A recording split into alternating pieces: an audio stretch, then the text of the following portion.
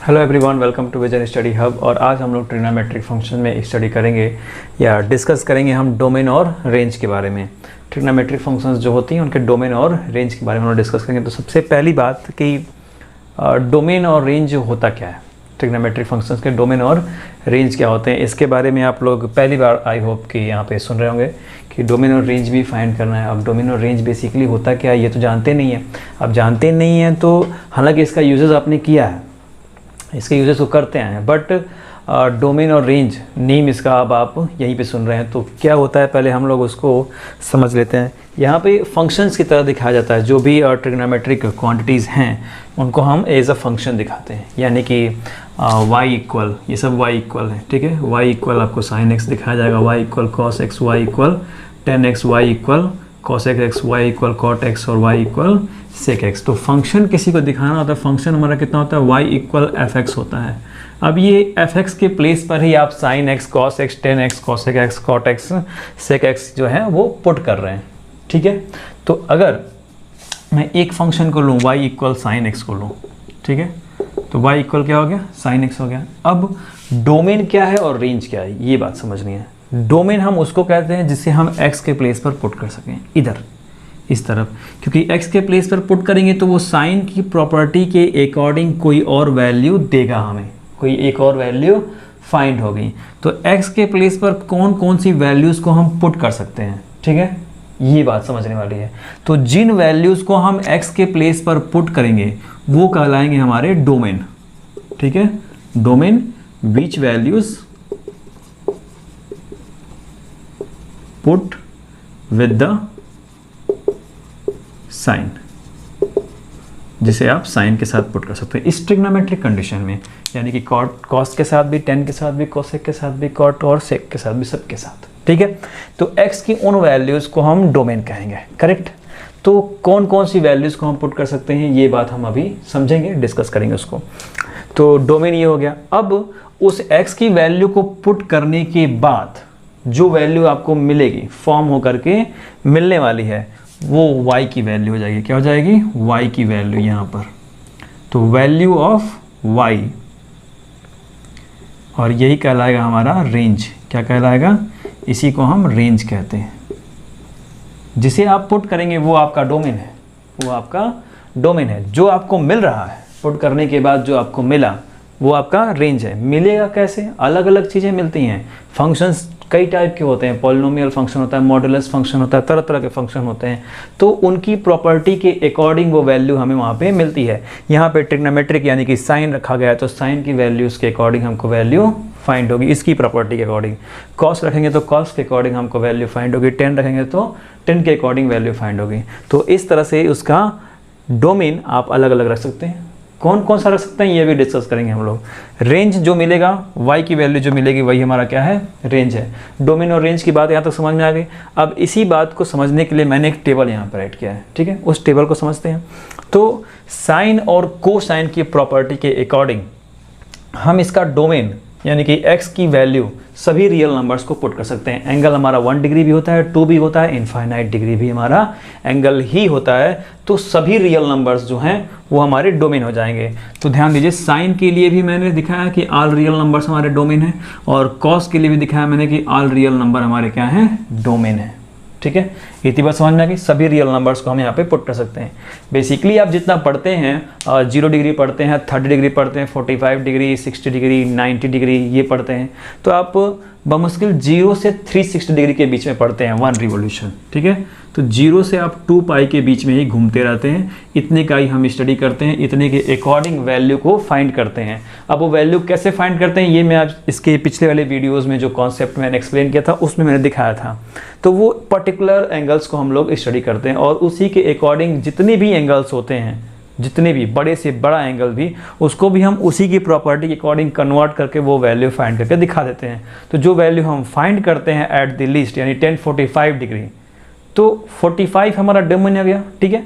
और 1045 की वैल्यू जो मिलेगी, जो भी मिलने वाली है 1/√3, वो हमारा रेंज है। वो क्या है, रेंज है हमारा। तो इस तरह से आप क्लेरिफाई कर सकते हैं कि डोमेन क्या हो गया और रेंज क्या हो गया।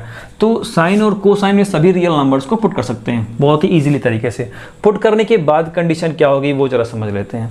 तो y इक्वल साइन एक्स जब आप पुट करते हैं तो वहाँ पे उसकी वैल्यू मिलती कहाँ है, साइन एक्स की मैक्सिमम वैल्यू जो होती है 1 होती है। 1 से वो लेस देन होता है और 1 के इक्वल भी होता है। ग्रेटर किससे होता है, ग्रेटर देन और इक्वल होता है -1 के। यही साइन के साथ भी होता है और यही चीज़ें पूरी की पूरी कॉस के साथ भी होती हैं, कॉस एक्स के साथ भी। कॉस भी क्या होता है, -1 से ग्रेटर और इक्वल होता है और लेस देन होता है 1 से। ठीक है, तो इस कंडीशन के अकॉर्डिंग साइन और कॉस एक्स का इंटरवल जो होता है वो हो जाता है -1, क्लोज्ड इंटरवल में -1 और 1। ठीक है, वो -1 उसका मिनिमम पॉइंट है और 1 जो है वो मैक्सिमम पॉइंट है। जब हम कैलकुलस स्टडी करते हैं तब वहाँ पे मैक्सिमम और मिनिमम आपको शो करके दिखाएंगे। तो अभी तक आपको जो बातें मैंने यहाँ बताई उसके अकॉर्डिंग तो समझ में आएगा कि ट्रिग्नोमेट्रिक फंक्शन यहाँ से कितनी दूर रिलेट कर सकता है, कौन कौन से चैप्टर्स में रिलेट कर सकता है, यानी कि इसका यूजेस बहुत आगे है। तो ये टॉपिक आपका बहुत ही इंपॉर्टेंट है, इसलिए मैंने सबसे पहले एक्सप्लेन कर दिया कि डोमेन क्या है और रेंज क्या है। तो ये कंडीशन मैंने आपको मिनिमम पॉइंट और मैक्सिमम पॉइंट दिखा दिया कि x के प्लेस पर वैल्यू पुट करने के बाद आपको रेंज में क्या मिलने वाला है, रेंज में क्या मिलने वाला है। तो रेंज में सबसे मिनिमम पॉइंट आपको -1 मिलने वाला है, मैक्सिमम पॉइंट 1 मिलने वाला है। तो इसलिए इनका इंटरवल हो जाएगा साइन और कॉस का -1 और 1 क्लोज्ड। चूंकि 1 इक्वल भी आ सकता है और -1 के इक्वल भी आ सकता है, तो क्लोज्ड इंटरवल होगा। ठीक है, अगर वो -1 के इक्वल नहीं आता और 1 के इक्वल नहीं आता तो ये इक्वल का सिंबल अगर हम यहाँ हटा देते तो ओपन इंटरवल रखते ऐसे -1 और 1, ओपन इंटरवल हम यहाँ पे पुट करते। इस ओपन इंटरवल क्लोज्ड इंटरवल के बारे में आपको रिलेशन एंड फंक्शंस में ये चीज़ें सारी बताई जाती हैं। इतनी तक चीज़ें समझ में आ गई, आगे आप देखते हैं। तो अब जब आप पुट करेंगे तो साइन का जो रेंज होगा, रेंज मैंने आपको दिखा दिया, रेंज अभी इसके एक्सप्लेन कर रहा था मैं कि -1 1 है, तो यही आपका रेंज हो जाएगा y की वैल्यू। ध्यान दीजिए यहाँ साइन की जगह पे y दिखाया जा रहा है क्योंकि function y equal sine x ही लिया जाएगा, तो ये y ही नाम वहाँ पे उसका रखना है हमें और उसी के अकॉर्डिंग बातें करनी है। करेक्ट। फिर कॉस का भी यही कंडीशन होना है, जो साइन का है वही कॉस का है, तो उसके लिए मैंने डॉस दिखा दिया यहाँ पे, डैश हो गया एकदम सेम टू सेम, वही पैटर्न चलना है। 10 की बात करते हैं, 10 और सेक की। ठीक है, दो बातें 10 और सेक की। 10 और सेक का डोमेन एक ही है, याद रखिएगा। जिसका डोमेन सेम है उसको मैं एक साथ दिखा रहा हूँ। 10 और सेक एक्स, अगर इसको मैं एज अ फंक्शन लूँ तो इनका डोमेन सेम है और इसके बारे में इसकी प्रॉपर्टीज कौन कौन से कंडीशन में एक्स इंप्लीज करता है। ठीक है, उसका जनरल सॉल्यूशन का फॉर्मूला मैंने आपको दिखाया था पिछले कॉन्सेप्ट में। तो उसमें बताया था कि मैंने कि x does not equal 2n+1 π/2, ये बातें मैंने बताई थी आपको वहाँ पे, 10 के लिए बताई थी और कोसेक और कॉट के लिए बताई थी, साइन और कॉस के लिए बताया था। साइन के लिए था कि x इक्वल n π, कॉस के लिए था कि x इक्वल 2n+1 π/2। तो जिसके लिए वो इक्वल था उसका अपोजिट हुआ तो डज नॉट इक्वल हो गया, उसका अपोजिट हुआ तो डज नॉट इक्वल। 10 में भी साइन अपॉन कॉस हुआ तो वहाँ कॉस की प्रॉपर्टी हम चेक करते हैं। किसकी चेक करती हैं? कॉस की प्रॉपर्टी। बट कॉस वहाँ पे नीचे रहता है तो कॉस इक्वल जो 2n+1 π/2 था वो 10 में नॉट इक्वल टू हो जाएगा। तो उसी तरह से सेक में भी वो नॉट इक्वल टू हो जाएगा। सेक के लिए हम 1/cos x यूज करने वाले हैं, तो cos x नीचे आ गया। इसके लिए कंडीशन थी कि x इक्वल 2n+1 π/2 था। यहाँ पे x क्या होता है? इंप्लीज करता है x की सभी वैल्यूज जिसे हम cos के साथ रख के कैलकुलेट करते हैं, उसको डिसाइड करने का जो बेसिक फार्मूला है वो है आपका x equal 2n+1 π/2। But sec x के लिए जब जाएंगे तो वो नीचे डिनोमिनेटर में cos आ रहा है, तो वहाँ पे x does not equal 2n+1 π/2 हो जाएगा। वहाँ पे भी आप x की वैल्यू सभी रियल नंबर्स के लिए रख सकते हैं। तो इसलिए दिखाया गया है कि x such that x belongs to capital R। Capital R हो गया। ये उसके इंप्लीमेंट का जो फॉर्मूला है बेसिक को दिखा दिया मैंने, डज नॉट इक्वल होगा क्योंकि वो 1/cos x है। और यही चीज़ें जब आप 10x में पुट करते हैं तो इसके लिए साइन अपॉन cos x रखते हैं। ठीक है, sine x upon cos x, तो cos x यहाँ नीचे हो गया। cos x के लिए कंडीशन क्या है? जब वो नीचे हो जाए 1/cos x हो जाए तो वो यही है। जब 1/cos x होगा तो वहाँ पे x डज नॉट इक्वल। तो ये पूरी की पूरी बात, sec x की पूरी बात 10x के लिए फिट है और जो sec x का डोमेन होगा वही 10x का डोमेन है। और 10x का डोमेन यही है, x such that x belongs to R, x does not equal 2n+1 π/2, और यही sec x के लिए भी है। करेक्ट। अब इनका रेंज सेम नहीं होगा। ध्यान दीजिएगा, डोमेन सेम है लेकिन रेंज सेम नहीं है, क्योंकि sec x की वैल्यू जो आती है, जो भी वैल्यू आती है वो cos x के अकॉर्डिंग आती है। मेरी बात ध्यान समझिएगा, sec x की जो भी वैल्यू आएगी वो cos x के अकॉर्डिंग आएगी। जो मैंने अभी आपको पीछे कॉन्सेप्ट्स में, इसके पिछले वाले वीडियोस में दिखाया कि वैल्यूज़ कैसे फाइंड की जाती हैं, वो दिखाया मैंने आपको सॉल्व करके। क्लास 10th में भी आपको वो टेबल बनाकर दिखाया गया होगा वैल्यू वाली, ठीक है।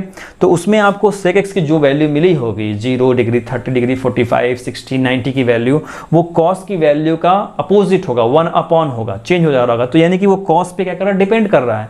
तो डिपेंड कर रहा है तो sec x का रेंज अलग होगा, डन। लेकिन 10x का रेंज sec x के अकॉर्डिंग नहीं होगा, सेम नहीं होगा, वो भी अलग ही होगा, क्योंकि 10x में इन्वॉल्व कौन कौन है, साइन अपॉन cos। तो साइन x की भी जो वैल्यू आती है, cos x की भी जो वैल्यू आती है, उन दोनों का रेशियो हम जब एक साथ रखते हैं तो 10x की वैल्यू आती है। यानी कि 10 0 डिग्री हमको चाहिए तो साइन 0 और cos 0 का रेशियो हमको रखना होगा, तो 10 0 की वैल्यू आती है। तो इस वजह से 10x का रेंज जो है वो अलग आएगा। तो 10x का रेंज हमारा हो जाएगा ऑल रियल नंबर्स। यहाँ मैं ब्लैंक्स दिखा रहा हूँ, ब्लैंक्स इसलिए क्योंकि इसको मैंने कनेक्ट कर दिया sec x से। डोमेन क्या होना है, इन दोनों लोगों का सेम होना है, 10x और sec x का। रेंज जो है वो ऑल रियल नंबर होगा 10x का, जबकि sec x का रेंज जो है वो यहाँ पर दिखा दे रहा है y such that y belongs to r, और इसका रेंज दो कंडीशन है। इसका रेंज -1 के इक्वल भी हो सकता है और उससे लेस देन भी हो सकता है, फिर 1 के इक्वल और 1 से ग्रेटर भी हो सकता है। sec x में और करके लिखा है मैंने, और तो जो इसका रेंज है sec x का जो रेंज है वही रेंज आपका cosec x का भी होगा। ध्यान दीजिएगा, अब ये रेंज sec और cosec का इक्वल क्यों है। अब यहाँ पे वो स्टोरी नहीं है जो मैंने अभी 10 और sec की बताई कि इनके बीच का कंडीशन क्यों सेम आ रहा था, डोमेन क्यों सेम आ रहा था, क्योंकि ये 1 अपॉन cos x नीचे है, यहाँ भी cos x इसका डिनोमिनेटर है, इस वजह से। बट रेंज cosec और sec का इक्वल क्यों आ रहा है, इसमें इसकी जो स्टोरी है वो मैं आपको एक्सप्लेन कर दे रहा हूँ। जो आपको मैंने आइडेंटिटी एक्सप्लेन किया और उसमें आपको दिखाया कि cot square x plus cosec square x equal वो कंडीशन है, ठीक है। तो उसके अकॉर्डिंग cosec और sec, ध्यान दीजिएगा, sin x और cos x जो है इनका रेंज क्या है, सेम है, डन। साइन और cos का वो मैंने आपको यहाँ बता दिया रेंज के लिए कंडीशन। तो जब साइन और cos का रेंज सेम है तो साइन का अपोजिट cosec और cos का अपोजिट sec है, तो cosec और sec का भी रेंज क्या होना है, सेम ही होना है। तो cosec का भी रेंज वही है, y such that y belongs to capital R, y greater than and equal 1, और करके है, या वो y लेस देन और इक्वल -1 भी हो सकता है। तो दोनों बातें हैं। तो यहाँ पे रेंज क्लियर हो गया इनका, cosec और sec का रेंज सेम होना है। तो इतनी बातें जो आप सुन रहे हैं अभी मेरे द्वारा, तो वो बातों को अगर आप लर्न भी कर लेंगे तो भी वो बातें बिल्कुल फिट हो जाएंगी आपके लिए, सब कुछ समझ में आ जाएगा, क्योंकि कैलकुलस बिल्कुल इसी पर चलना है और इसके अकॉर्डिंग ही सॉल्व होना है। वहाँ पर आपको डोमेन और रेंज कई बार सुनने को मिलेगा, बार बार सुनने को मिलेगा, फाइंड करने के बारे में मिलेगा। और अगर आपको ये बातें डायरेक्टली लर्न है तो MCQs मिलते हैं, वहाँ पे आप डायरेक्टली पुट कर सकते हैं वैल्यू, डायरेक्टली राइट भी कर सकते हैं। बहुत सारे स्टूडेंट्स को ये डोमेन और रेंज इसका कॉन्सेप्ट समझ में नहीं आता है। तो अगर आपको ये वीडियोस पसंद आ गया, ये वीडियोस एकदम बिल्कुल तरह से समझ में आ गया, तो इसके बाद के सारे वीडियोस आपको बहुत ही इजीली तरीके से, और क्लास 12 में जाएंगे तो कैलकुलस भी आपको बहुत ही इजीली समझ में आने वाला है, ट्रस्ट में।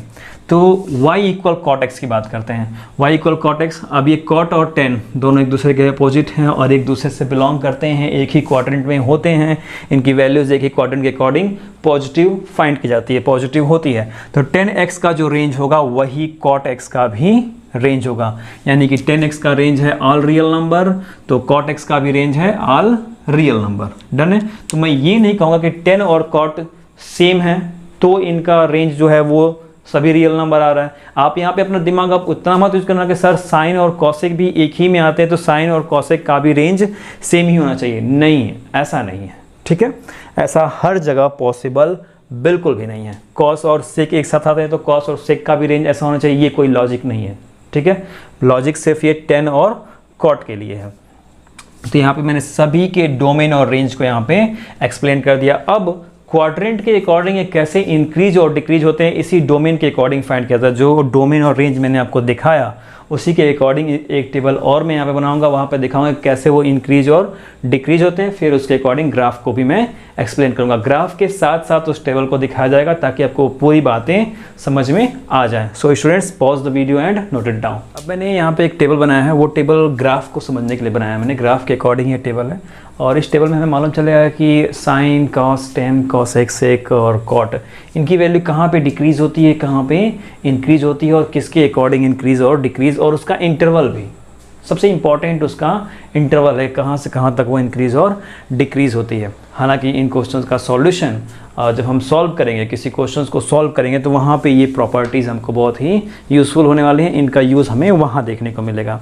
तो मैंने यहाँ पे y इक्वल साइन एक्स और कॉस एक्स, दो का मैंने ग्राफ बनाया है, साइन और कॉस का, और का भी बनाएंगे, टेन कॉट सेक और कोसेक का भी बनाऊंगा मैं यहाँ पे।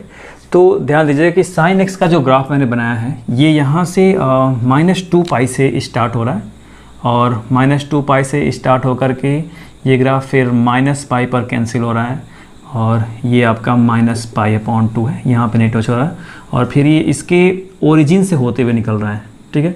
फिर यहाँ पे पाई को टच कर रहा है, फिर 2 पाई तक जा करके, और फिर इससे आगे भी और मूव करेगा, स्टॉपेज नहीं है, मूव करता रहेगा। बस यहाँ पर वो एक्स एक्सिस को टच कर रहा है। तो टच कहाँ कर रहा है एक्स एक्सिस को, या क्या कह सकते हैं इंटरसेक्ट कहाँ कर रहा है, पाई वाली क्वांटिटी पे, 0 से पाई की क्वांटिटी, यानी कि इनका इंटरवल जो डोमेन वाली क्वांटिटी है, इनका इंटरवल 0 से पाई तक के बीच का कनेक्शन है यहाँ पे। सिर्फ और सिर्फ ध्यान दीजिएगा, निगेटिव में भी ये 0 से -पाई जा रहे हैं, फिर -पाई से -2 पाई जा रहे हैं, पॉजिटिव में भी 0 से पाई जा रहे हैं और पाई से 2 पाई जा रहे हैं। करेक्ट है, इतनी बात समझ में आ रही है। तो अब उसके अकॉर्डिंग ही साइन की वैल्यू को देखते हैं। तो हालांकि 0 से पाई जाते समय जब हम इसका टेबल बनाते हैं, तो हम 0 से 90 तक का ही बनाते हैं, पाई/2 तक का ही बनाते हैं। तो हम इस पाई/2 को भी ऑब्जर्व करेंगे यहाँ पर। तो पाई/2 वाले पॉइंट पर सबसे ये मैक्सिमम पॉइंट होगा, इसका क्या होगा, मैक्सिमम पॉइंट। यानी कि इस 0 से ये इतने पॉइंट, अगर मैं इसको P मान लूँ, तो P तक पहुँचने में क्या हो रहा है, ये इंक्रीज़ हो रहा है, ध्यान देते रहिएगा, इंक्रीज़। और फिर P से यहाँ तक आने पर अगर मैं इसको A मान लूँ, तो ये क्या हो रहा है, डिक्रीज़ होता जा रहा है। करेक्ट ना, डिक्रीज़ होता गया, फिर यहाँ से फिर ये इंक्रीज़ होना शुरू हुआ, और फिर ये यहाँ तक इंक्रीज़ हो रहा है। करेक्ट। तो ये कंडीशन हमें यहाँ पे देखनी है, डिक्रीजमेंट की और इंक्रीजमेंट की। तो चलिए देखते हैं यहाँ पे साइन में फर्स्ट क्वाड्रेंट की अगर हम बात करें, फर्स्ट क्वाड्रेंट में तो साइन जो है इंक्रीज होता है, कहाँ से, 0 से लेकर के 1 तक। और 1 कहाँ पे इसकी वैल्यू आती है, साइन की वैल्यू, साइन पाई/2 की वैल्यू 1 होती है, साइन 90 डिग्री की वैल्यू 1 होती है, साइन 0 की वैल्यू 0 होती है। हमें उन सारी बातों को रिलेट करना है, तब जाके हमें ये पूरा टेबल क्या होगा, समझ में आएगा आप लोगों को। तो साइन पाई/2 की वैल्यू 1 होती है, और यहाँ मैंने आपको दिखाया कि 0 से पाई/2 तक जाने में ये सबसे मैक्सिमम पॉइंट पे जा रहा है, यानी कि फर्स्ट क्वाड्रेंट में ये इंक्रीज हो रहा है 0 to 1, कितना, 0 से 1 पे। फिर सेकेंड क्वाड्रेंट की बात करें तो ये डिक्रीज होता है 1 से 0 तक, कहाँ तक, 1 से 0। 1 आपका ये है, यहाँ से यहाँ तक मैंने 1 यूनिट ले रखा है। तो 1 से 0 तक जाने में ये क्या होता है, डिक्रीज होता रहता है सेकेंड क्वाड्रेंट में। मेरी बात ध्यान दीजिएगा, 1 से 0 जाने में, यानी कि यहाँ से यहाँ तक ये जब आ रहा है इस तरह से, तो ये भी आपका 1 ही यूनिट होगा ना, भले वो निगेटिव में है लेकिन लेंथ उसकी 1 यूनिट ही है। तो ये इसका 1 यूनिट है, -1, ठीक है। अब ये -1 यहाँ से यहाँ तक 0 तक आने में क्या हो रहा है, डिक्रीज़ हो रहा है, नीचे है, निगेटिव वाले पे है, y में निगेटिव वाले में है, तो ये डिक्रीज़ ही शो कर रहा है। ऊपर y में आप इसको मेजर करेंगे तो ये क्या होगा, इंक्रीजमेंट दिखाएगा। ये बात ध्यान रखनी है आपको ये बात अभी तक समझ में आ गई होगी कि हाँ, y पे अगर ये पॉजिटिव में शो हो रहा है तो ये इंक्रीज़ हो रहा है। इसका एल्टीट्यूड फिजिक्स में ये सारी बातें आप लोगों ने पढ़ी होंगी, वहाँ पर भी ये सब ग्राफ के अकॉर्डिंग ही कंडीशन डन होनी है। तो सेकंड क्वाड्रेंट बात समझ में आ गई कि डिक्रीज़ हो रहा है 1 to 0, 1 से 0 तक आने में डिक्रीज़ हो रहा है। थर्ड क्वाड्रेंट की बात करें, वहाँ पे भी ये डिक्रीज़ हो रहा है 0 to -1, कितना, 0 से -1। ध्यान दीजिएगा, यहाँ पर अगर मैं -1 लूँ तो ये यहाँ पे 0 है, ठीक है, 1 यूनिट तो इसके अकॉर्डिंग है ना। तो एक्स एक्सिस पे इसकी लेंथ देखेंगे तो वो 0 ही होगी। तो 0 से यहाँ तक आने में ये इसका -1 पॉइंट है, यही -1 है, इसके अकॉर्डिंग यहाँ पे मैच करेंगे। तो ये आपका ये वाई एक्सिस में भी है, यहाँ भी आप इसको देख सकते हैं 0 से ये इस कंडीशन पे -1 शो करेगा। तो थर्ड क्वाड्रेंट चूँकि एक्चुअली हमारा ये फोर्थ क्वाड्रेंट है, तो 0 से -1, ठीक है। तो यहाँ पे क्या दिखा रहा है, 0 से -1 में क्या हो रहा है, ये डिक्रीज़ हो रहा है, करेक्ट। 0 से -1 डिक्रीज़ हो रहा है, और फोर्थ क्वाड्रेंट में -1 से 0 इंक्रीज़ हो रहा है, यानी कि यहाँ से ये यहाँ पहुँचेगा तो क्या होगा, इंक्रीज़ होगा, -1 to 0। और चूँकि अब ये ऊपर की तरफ जा रहा है तो इंक्रीजमेंट हो रही है फोर्थ क्वाड्रेंट में। यही सब बातें आपको ध्यान देनी है। इसका उसी तरह से जिस तरह से मैंने आपको साइन x दिखाया, उसी तरह से आपको कॉस भी देखना है। कॉस का भी ग्राफ मैंने यहाँ बना दिया। ये कॉस का ग्राफ साइन वाले से डिफरेंस है। आपके यहाँ पे बहुत छोटी छोटी सारी चीज़ें दिख रही होंगी, बट आप मेरी हर बातों को अगर यहाँ पे ग्राफ के अकॉर्डिंग कनेक्ट करेंगे तो वो सारी बातें आपको समझ में आएगी कि हाँ मैं यहाँ पे क्या दिखाने की कोशिश कर रहा था। तो कॉस में ऐसा नहीं है, ठीक है। जहाँ पे 2 पाई को टच कर रहा था, यहाँ ये 2 पाई को नहीं टच कर रहा है। यहाँ पे इसका हाईएस्ट एल्टीट्यूड दिखा रहा है -2 पाई पर भी, और ये +2 पाई पर भी, और ये पाई पर यहाँ नीचे की तरफ दिखा रहा है, और π/2 पे टच कर रहा है। यहाँ पे ये यहाँ पे 3 π/2 पे टच कर रहा है, ठीक है। ये बातें समझने की है, ठीक है। 3 π/2 पर टच कर रहा है, यहाँ -π/2 पे है, यहाँ -3 π/2 पे टच कर रहा है। तो इसकी कंडीशन बदल जाएगी। यहाँ पर ये डिक्रीज़ करेगा फर्स्ट क्वाड्रेंट में 1 to 0, फिर डिक्रीज़ करेगा सेकंड क्वाड्रेंट में 0 to -1, और थर्ड और फोर्थ में इंक्रीज़ करेगा। उसका इंटरवल यहाँ पर मैंने लिखा हुआ है -1 to 0 और फिर 0 to 1। जितना इंक्रीज़ करेगा उसके आगे वो वहाँ पे बढ़ेगा थर्ड से फोर्थ में। फिर साइन और कॉस के अकॉर्डिंग ही सेक और कॉसेक की कंडीशन है। सेक और कॉसेक कंडीशन, ग्राफ इनका अलग अलग होगा, वो उसकी अलग की बात है। 10 में भी ये इंक्रीज़ करेगा। 10 में 4 के 4 क्वाड्रेंट में ये इंक्रीज़ करता रहता है। ग्राफ बनाऊंगा तो आपको सब दिख जाएगा। और कॉट में जब 10 इंक्रीज़ कर रहा है सभी क्वाड्रेंट में, तो कॉट उसका उल्टा होता है, तो सारे क्वाड्रेंट में क्या करेगा, डिक्रीज़ करेगा। इंटरवल उसका अलग अलग होगा। अगर ये 0 to इनफाइनाइट इंक्रीज़ कर रहा है तो ये डिक्रीज़ करेगा इनफाइनाइट to 0, इंटरवल चेंज। और ये -इनफाइनाइट to 0 इंक्रीज़ कर रहा है तो ये 0 to -इनफाइनाइट डिक्रीज़ करेगा। ये 0 to इनफाइनाइट इंक्रीजेज में है तो ये इनफाइनाइट to 0। इंटरवल इनका बदल जाना है। यहाँ भी इंक्रीजमेंट ये इंटरवल है तो इंटरवल को इंटरचेंज कर दिया, 0 to -इनफाइनाइट हो जाएगा। So students, pause the video and note it down. अब यहाँ पर देखते हैं 10x के ग्राफ को, y = 10x के ग्राफ को। तो 10 में दिखाया मैंने कि ये सभी क्वाड्रेंट में क्या हो रहा है, इंक्रीज हो रहा है 0 to इनफाइनाइट। तो 0 to इनफाइनाइट यहाँ पे आपको देखना है सिर्फ y के कंडीशंस में, x के कंडीशन में नहीं, क्योंकि ये वर्टिकली जा रहा है इस तरह से। तो आपको इनफाइनाइट भी नीचे ही गेस करना है। नीचे गेस करेंगे तो आप -इनफाइनाइट इमेजिन करेंगे, ऊपर देखेंगे तो +इनफाइनाइट देखेंगे, और यहाँ पर आपको 0 देखने को मिलेगा। तो 0 to इनफाइनाइट, -इनफाइनाइट to 0 यहाँ पे सेकंड क्वाड्रेंट में, थर्ड में 0 to इनफाइनाइट, और फोर्थ में -इनफाइनाइट to 0। तो यहाँ पर सभी कंडीशंस देख लीजिए। फर्स्ट क्वाड्रेंट में भी ये क्या हो रहा है, 0 to इनफाइनाइट इंक्रीज हो रहा है, ये वाली कंडीशन, करेक्ट। समझ में आ रही है बातें आपको। यहाँ पर ये π/2 के अकॉर्डिंग ही क्या हो रहा है, इंक्रीजमेंट में कंडीशन जा रही है। पाई पर ये टच कर रहा है और फिर ये 2 पाई पे टच कर रहा है।